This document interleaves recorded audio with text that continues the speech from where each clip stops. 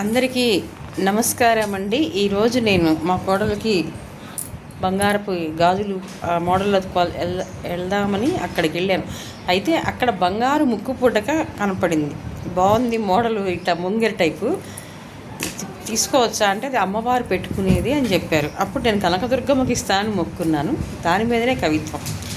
మా బంగారు వర్ణాల అమ్మ బంగారు ముక్కెరతో అలరించినావమ్మ బంగారు కొండపైన విజయవాడలో విజయదుర్గవై నవదుర్గవు నీవై నలుదిశల ప్రజలచే పూజలందుకున్న అమ్మా భవానీ శక్తి స్వరూపిణి.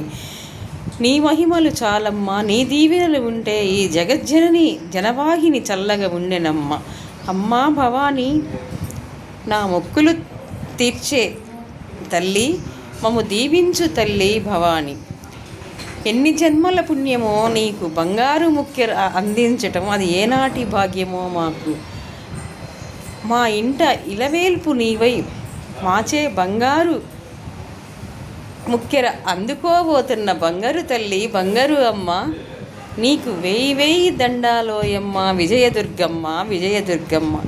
నీ మహిమలు నీ చల్లని చూపు చాలునమ్మా, నీ దయ ఉంటే ఈ ధరిత్రి దీవెనలుంటే మాకు ఎదురే లేదమ్మా అంటుంది మాధవి సహజ కవయిత్రి గుంటూరు. ఇది మా వదిన వాళ్ళ ఆఫీస్లో కూర్చుంటే వచ్చిందండి. ఆమె పేరు కూడా విజయదుర్గ. ఆశీస్సులు నిండుగా మెండుగా ఉండాలని కోరుకుంటున్నాను.